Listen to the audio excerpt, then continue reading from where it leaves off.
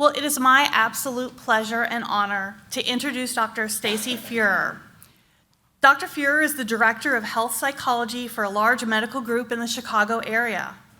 She is also a licensed clinical health psychologist. Dr. Feuer has been a speaker and advocate in the rare disease community for more than 25 years. I'm pleased to welcome Dr. Stacey Feuer to the stage to talk about the trauma of illness, living and thriving with rare disease.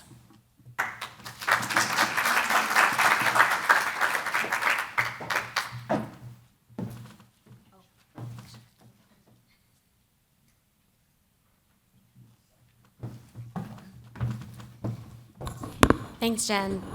And thank you so much, everyone. I'm so happy to be back.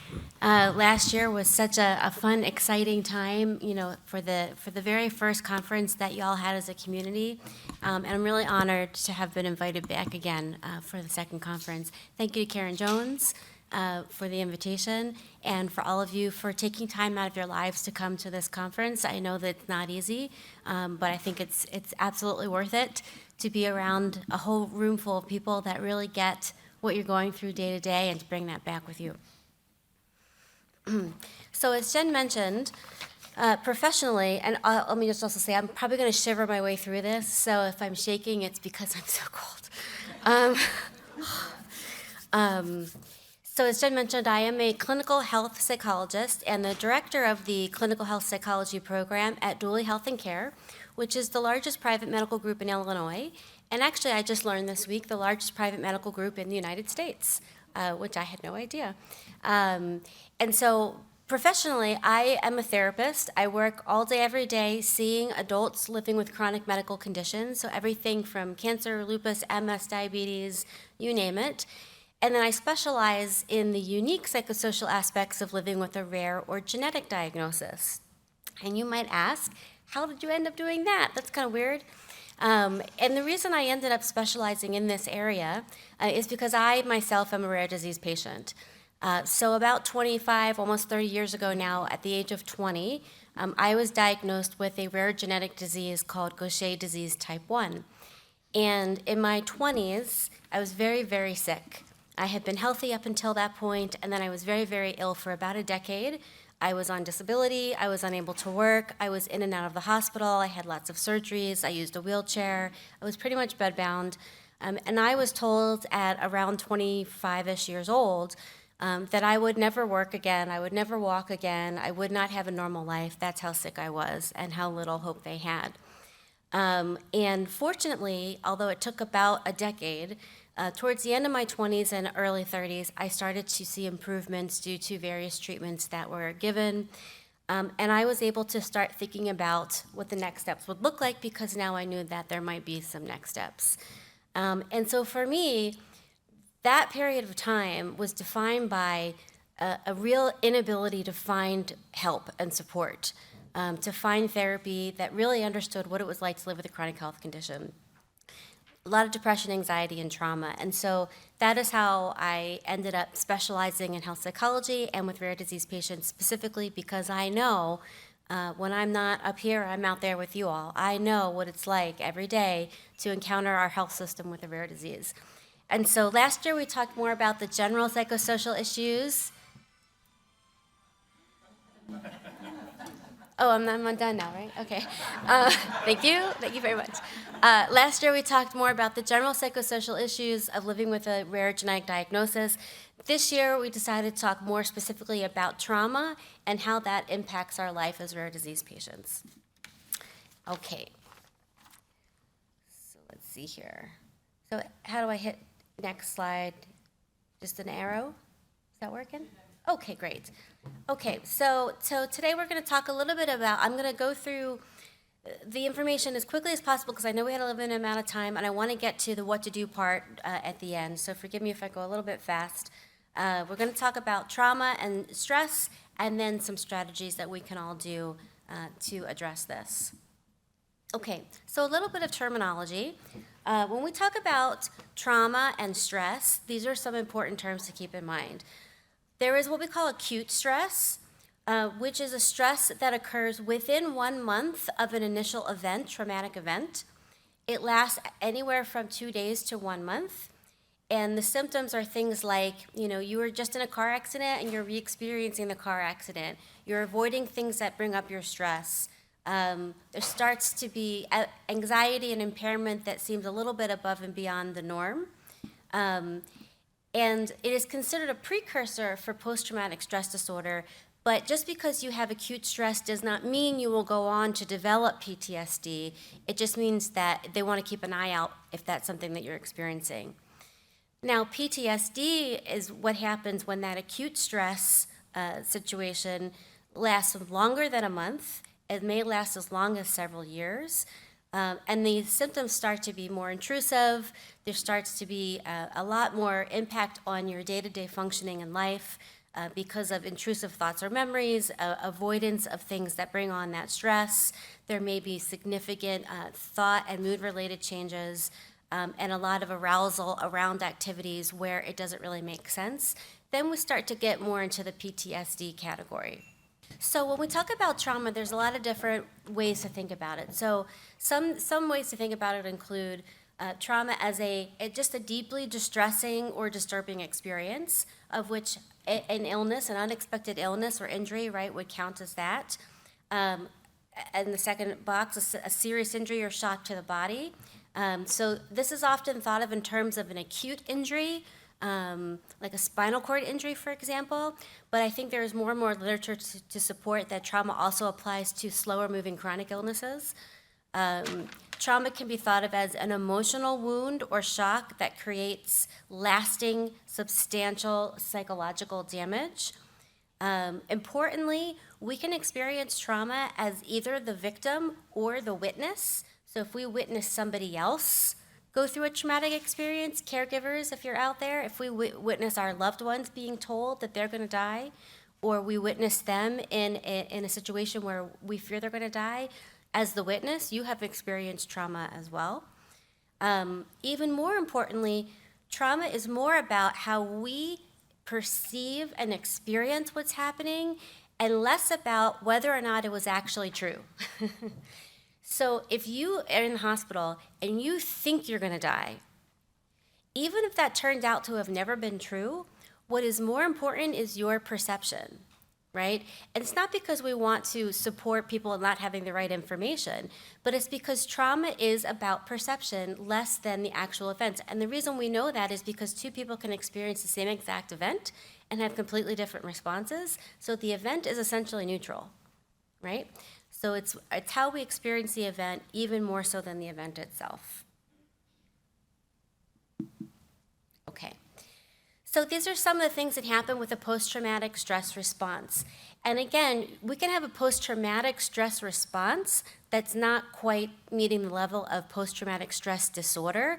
And that's what I see with a lot of my patients, is they may not actually fit the full criteria for PTSD, but they're certainly experiencing many things on this page, right? So for example, physical issues around the stressor, things like elevated blood pressure, fatigue, headaches, muscle tremors, stomach pains, rapid heart rate, the cognitive and mental symptoms, nightmares, poor attention and concentration, especially when their stressors are triggered, emotional impacts of depression and anxiety, inappropriate guilt is a good one that comes up a lot with traumatic situations, and then behavioral issues such as increased substance use to cope with the stress, emotional volatility, difficulties with sleeping and eating, being startled very easily. And if we go back to the cognitive mental category, about 4 down, you'll see hypervigilance. And this one comes up a lot with chronic illness, right? We get pains, we have a particularly painful period of time. We're going to attend more closely and more frequently to our other bodily sensations, right? Ooh, that's a pain. Is this what's going to happen there? Am I going to need to go to the doctor for that? What's happening over here? Oh, I've never had that feeling before. I wonder what's going on. Now I know something can go wrong, so I'm really going to pay attention to that. So that's a hypervigilance that occurs just like when somebody is attacked on the street and develops PTSD, we can develop that from medical issues as well. Okay, so generally speaking, what does the trauma of being sick involve? It can involve the trauma of the physical symptoms that we have from our diagnosis, especially things like pain and sleep issues.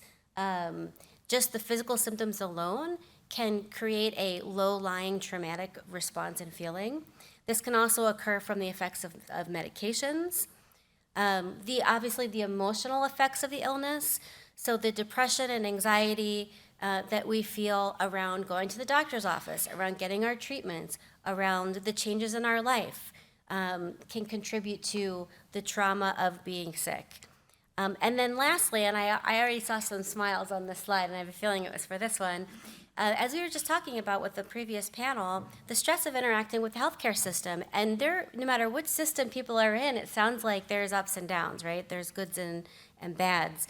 What I see here in the United States is that the stress of interacting with our healthcare system is often a huge part of my patient's stress. And in fact, the literature supports that by showing that many patients with chronic medical issues report that at least half of their stress is not from the illness itself, but is from dealing with the healthcare system and from the financial and insurance and healthcare related stressors, at least half. Anybody here agree? Yeah, so that's a really big piece of it.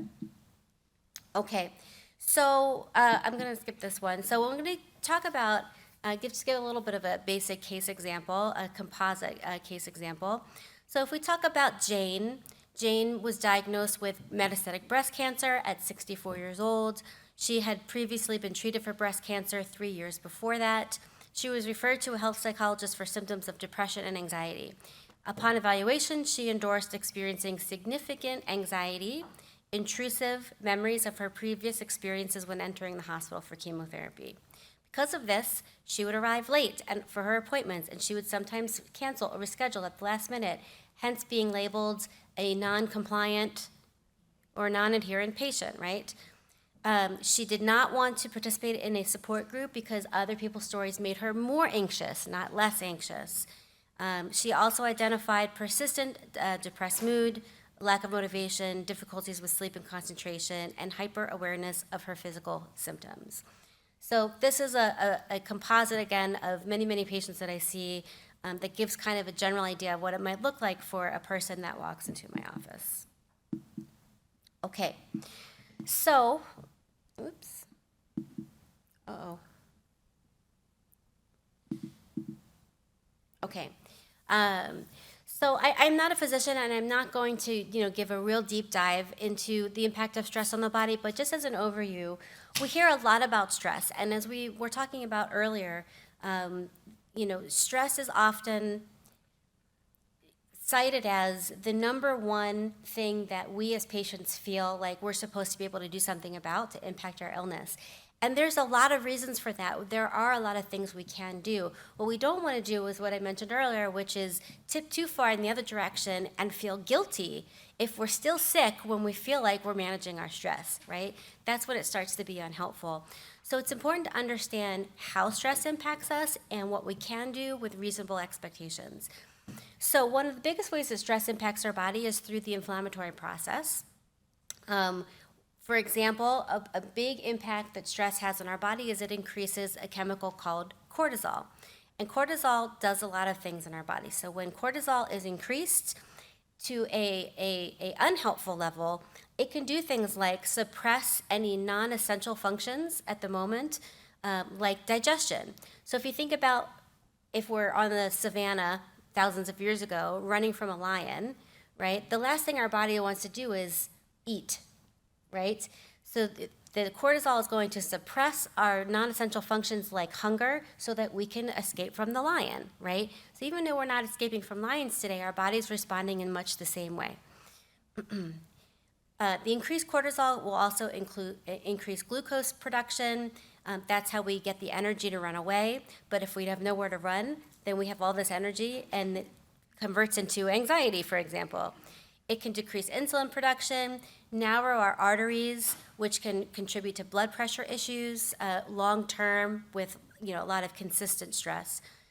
Increase our adrenaline. It can decrease lymphocytes, which are the blood cells that fight against infection, and it can increase pro-inflammatory cells, which can contribute to, if we have low-lying chronic stress, it can contribute to low levels of inflammation throughout the body where we continue to feel tired and fatigued. So how else does stress impact our bodies? So it also impacts the other neurotransmitters that we have, which are chemical messengers that carry information from one nerve cell to another. So when the cortisol is increased through stress, it can also decrease things like the feel-good chemicals in our body, serotonin and dopamine, epinephrine and adrenaline. These are all things that help us feel good and increase our mood and increase our decrease our fatigue levels. But when there's too much cortisol, all of these things become affected, and they're not operating in the way that we would normally want them to, and so we continue to feel this ongoing low level lying of distress at least. I'm not going to go each point on this could be an entire presentation, so I'm just going to briefly say that stress can impact our sleep, and when our sleep is disrupted, there are certain types of wave patterns that you're supposed to be experiencing when you sleep. And when stress impacts our sleep and we are not sleeping well, those wave patterns get disrupted as well. Alpha waves in particular are really good at activating our parasympathetic system, which is the system that helps us relax when we need to relax. So when sleep is disrupted, they may be disrupted as well. Stress can impact the neuroplastic processes of the brain. Is anybody familiar with the term neuroplasticity? Right, so neuroplasticity is our brain's ability to learn and grow as we gain new information throughout life. And when we are under stress, this process can also be impacted. PNI is psychoneuroimmunology, and this is the field that studies the gut-brain connection and how these things are connected and impact both our physical and mental health. So understanding stress through this context, through our GI system and how it connects to our brain is very important. And then I also just want to make a point to say that there are different kinds of stress. Mostly what we're talking about today and what we tend to talk about is distress, which is negative stress that is affecting us negatively. But there's also something called eustress, which is not eustress or me stress.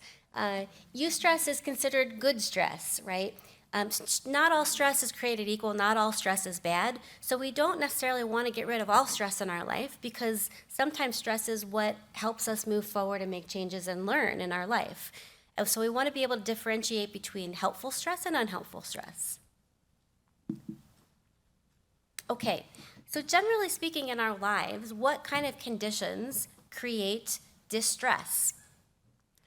So mostly, the biggest set of conditions that will do this will be situations that are demanding a lot of our time and resources and energy and bandwidth, but in which we feel like we have little to no control over what's happening to us. A lot of demand with little control. Anybody relate? Yep, me too.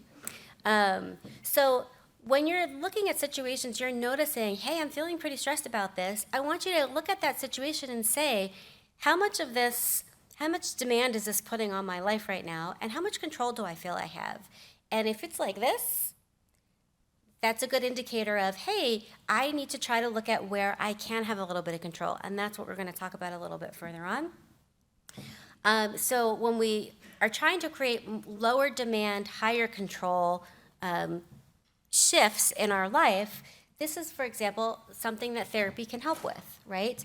And one of the reasons why therapy, whether it's individual or group or support groups, any kind of peer support that's helping you have some perspective and skills and resources to handle the stress, all of the things are going to help you feel like you have a little bit more control over an uncontrollable situation.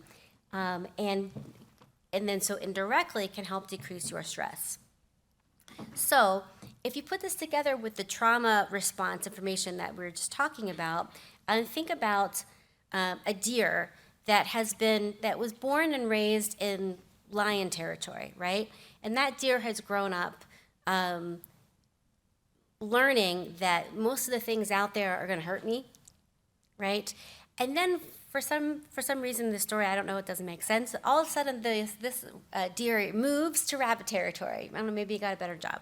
And now he's in rabbit territory and is responding to the rabbits just like he responded to the lions, right? Fight, flight, or freeze.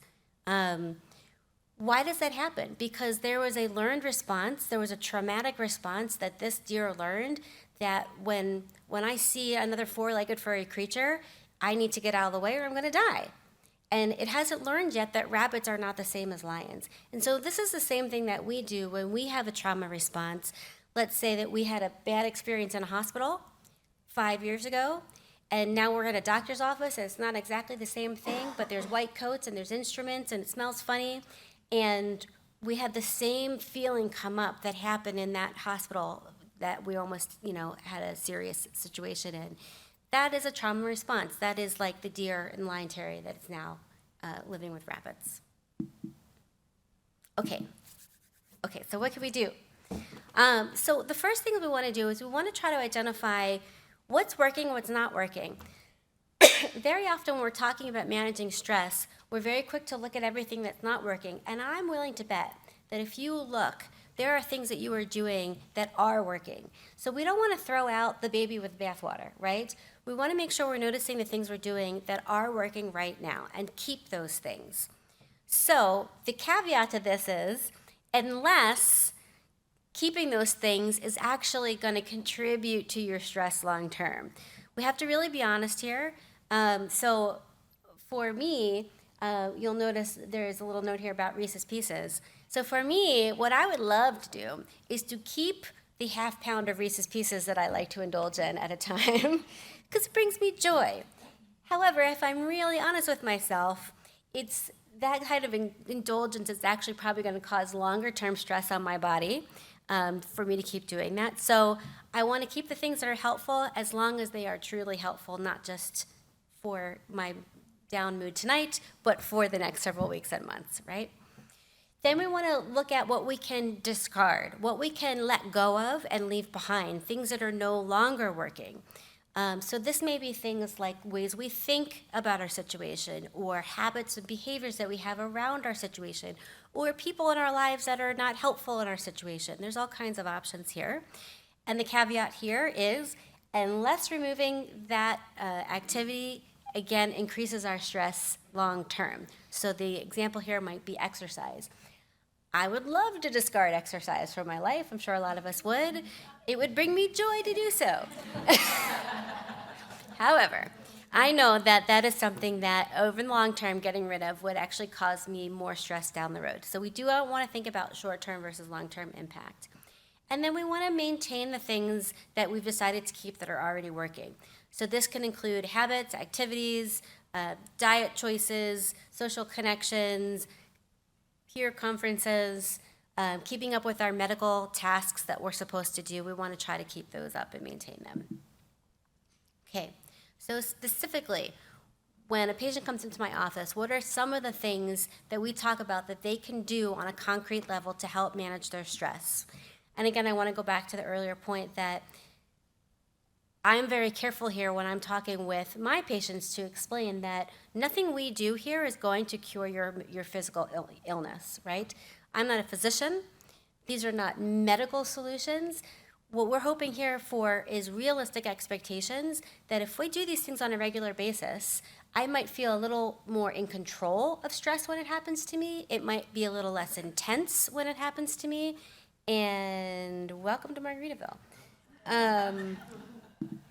And I may see my stress go down 10, 25%, right? We don't have realistic expectations here. This is not going to cure, but it's going to support your journey. So one of the things I love to start with is sleep.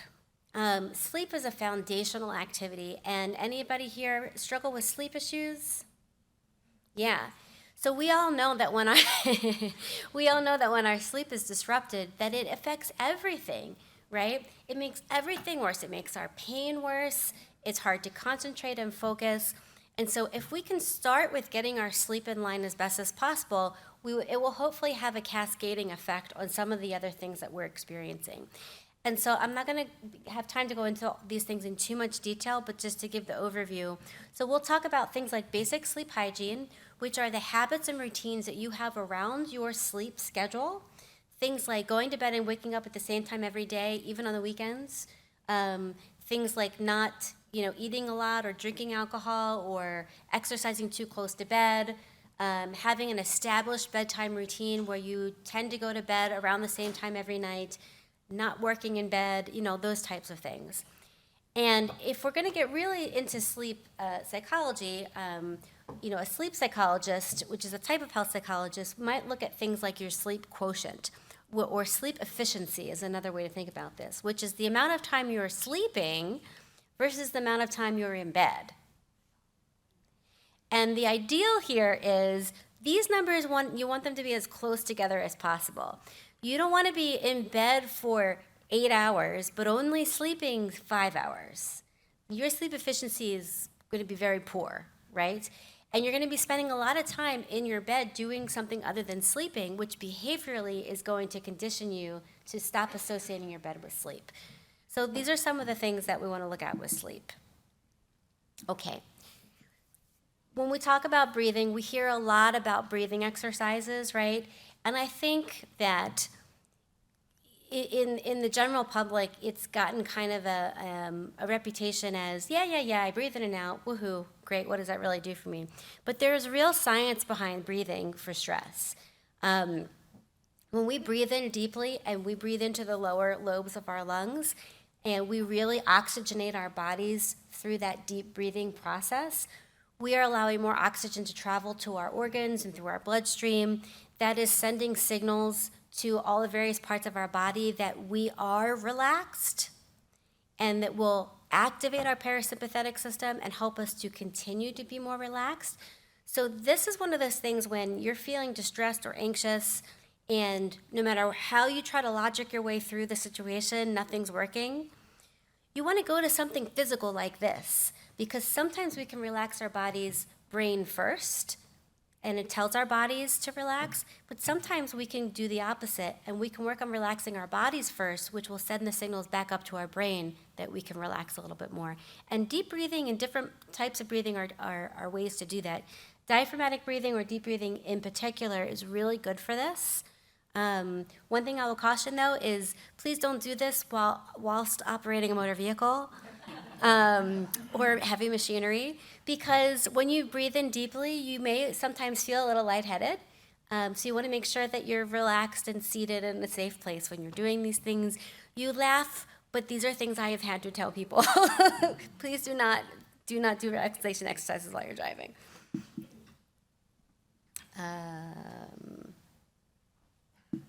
Okay. Another exercise that we might do to help manage stress is called progressive muscle relaxation. And this is a technique that is considered a paradoxical technique, which means that you're going to actually do something that seems counterintuitive. You're going to actually tense your muscles in sequence in order to relax them. And I won't do the whole thing right now, but if we just do our hands, everybody just lifts their hands up. I want you to squeeze your hands as tight as you can without pain, and hold it like that, and notice the tension in your hands and your fingers and your wrists, and really notice what that tension feels like. God bless you. And now slowly relax your hands. Let your hands completely unbend and relax back into your lap or where your sides where they were sitting. Feel the blood flow back into that area. And now I just want you to sit for just a second and notice what it feels like when your muscle is really relaxed in that area. So if we do this, when we do this as a sequence, we would start from the feet and go all the way up to the head and do this in sequence for various muscle groups. And you're actually over-tensing your muscles and relaxing them to be able to show your muscles where they should be, and also for you mentally to be able to notice, oh, hey, that's what I'm aiming for when I'm trying to have a relaxed muscle. Now I know what it feels like, right? Okay. Another type of exercise that we might do involves what we call grounding. So this is really great, especially if you're anxious and especially if you're feeling panicked. This is the number one go-to exercise. And you may have heard various versions of this, using your 5 senses, okay, to ground yourself in your environment. There's different versions of this, but essentially what it involves is using all 5 of your senses, and I'm gonna name them, but I know I'm gonna forget one and feel really silly, so we all know what they are, right? There's 5 of them. Using your 5 senses in various ways to ground you in what? Ground you in the present moment. Because our senses are how our body experiences our environment. So when we ground ourselves in our environment, in our body, we are in the present moment. And if we are in the present moment, then where are we not? In our heads. And this isn't, I'm not going to suggest this is easy all the time to do. It takes practice and consistency, but it's a type of mindfulness that allows us to use what we already have, which is our inborn senses, to bring ourselves back into the moment and out of anxiety, especially, which tends to be future focused, right? It's hard to be in the future and in the present at the same time. And at the end of this, I'm going to do an exercise with you, so I am going to do something with you experientially, but I wanted to give this overview of some of the options. And then other types of mindfulness in general, you know, there's misconception about mindfulness, right? It's become such an overused term. And a lot of us get caught up, myself included when I was first beginning to do these, in feeling like we're not doing it right. Like if we're doing a mindfulness exercise, we're very conscious, right? Maybe I feel like I look silly or I'm not doing it right. I don't feel immediately calm, so I must not be doing it correctly. And actually what Eastern traditions say about mindfulness is that the exercises that we do, mindfulness visualizations and breathing and mindful walking and mindful eating, these are all examples of mindfulness techniques. These are the training wheels for the rest of our life. So when you're doing these exercises, the whole purpose is to be practicing, learning how to be mindful and stay in the present moment, so that in the rest of our life, someday, with time and practice, we'll be able to do it more naturally and spontaneously. So when you're doing these types of exercises, if you're feeling self-conscious, what I want you to think about is, this is where you're supposed to be practicing. This is where you're supposed to be noticing, hey, my mind just wandered over there. Look at that. No judgment about our mind. That's what our mind does. I'm just going to notice it. I'm going to come back to my breathing and do it non-judgmentally every time. And practicing doing it non-judgmentally every time is the whole point. Because most of us are not at Buddha level, right? And so we are not likely to immediately feel this kind of calm when we're doing these.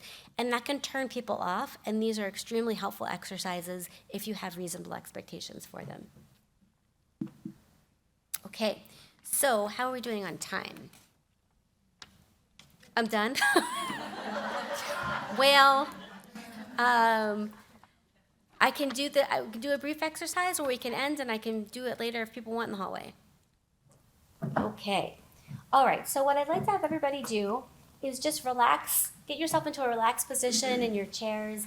If you're comfortable, uncross your legs, allow your feet to rest flat on the ground, and allow your hands to either rest in your lap or on the table in front of you, wherever you're most comfortable. If you are comfortable closing your eyes, please go ahead and do so. And I want to start with just some mindful breathing, which is different from diaphragmatic breathing. Mindful breathing is just noticing your breath exactly the way it is, not trying to change or fix your breathing pattern in any way. I want you to try to let go of this morning and the cares of the day. Just for the moment, let go of the plans for the rest of today. And bring your attention into this room, into your table, into your seat, into your body, and into your breath.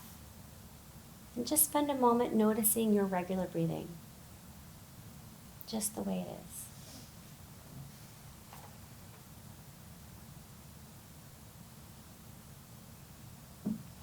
Notice the support that you're receiving from the chair that you're sitting on, paying attention to the sensations of that support. Notice how your feet are making contact with the floor. Your bottom is supported by the chair cushion. Your hands and arms are resting comfortably. Let any tension that you're feeling drain down into that support and beyond. Letting go of any thoughts or images and just feeling the sensations of that support beneath you.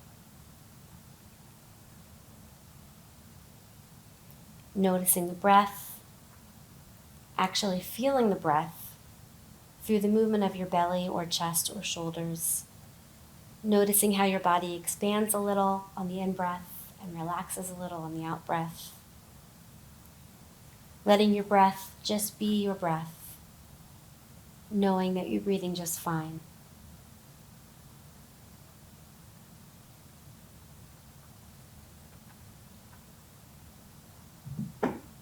I'd like you to turn your attention now to any physical sensation or difficult emotion right now that's been troubling you. It could be a type of a physical pain, something that's almost always there, an ache in your neck, your back, your joints, or an injury that hasn't healed, perhaps, or a difficult emotion that you've been struggling with in your mind.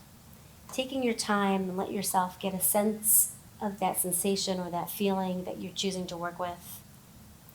And know that there is no wrong choice. Whatever you choose is going to be right for this exercise. Once you've found that area of the body, I want you to see if it's possible to get curious about that area or that feeling. I want you to try to drop the natural tendency to move away from that pain or that discomfort, but actually pay attention to it in a special way, with kindness and gentleness, the way you might if a loved one came to you who was feeling that discomfort. Getting curious means thinking about how you would describe it. Saying it's just painful or distressful isn't very specific. So try to get as specific as possible.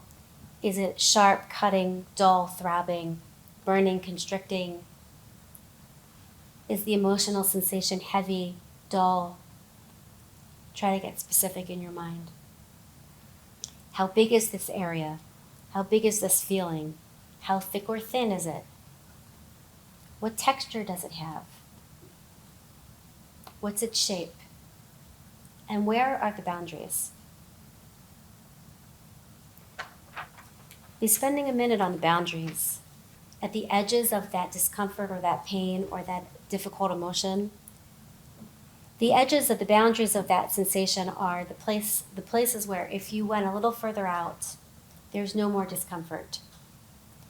So I want you to experiment with being right at the boundary of that sensation and seeing if you can let the area just outside of that edge soften or relax a little bit, the area around the difficult part. Importantly, you're not trying to change the area itself, but you're just paying attention to the edges and letting them soften. Just like when you were younger and you had a scab that was itchy, you would scratch around it. I want you to scratch around your discomfort by noticing the edges right now and letting them soften.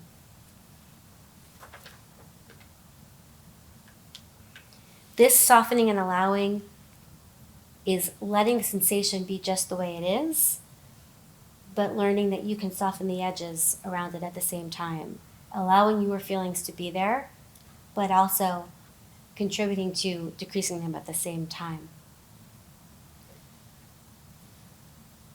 Not addressing the area of discomfort itself does not mean that you are okay with it. It does not mean that you are allowing it.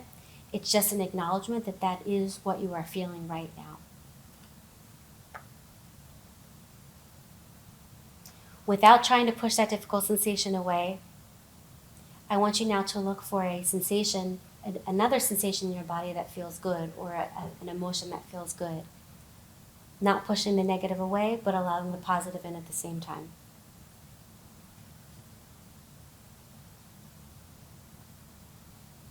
It could be a sense of warmth, a pleasant tingling, maybe a sense of relief as you sink into your support.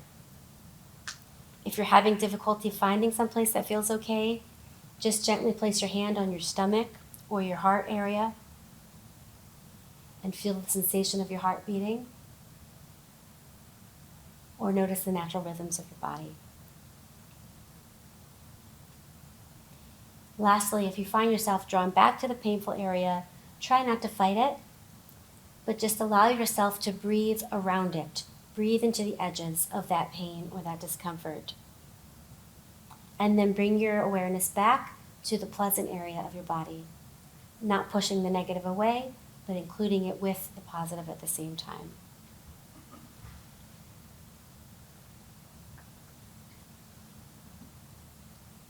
And so as we allow both the negative and the positive to exist without resistance or trying to fix it,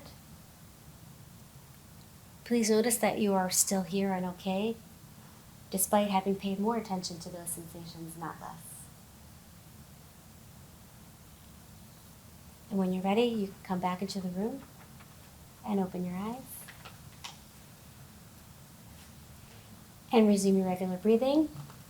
And I know we have to go, so I think that's it.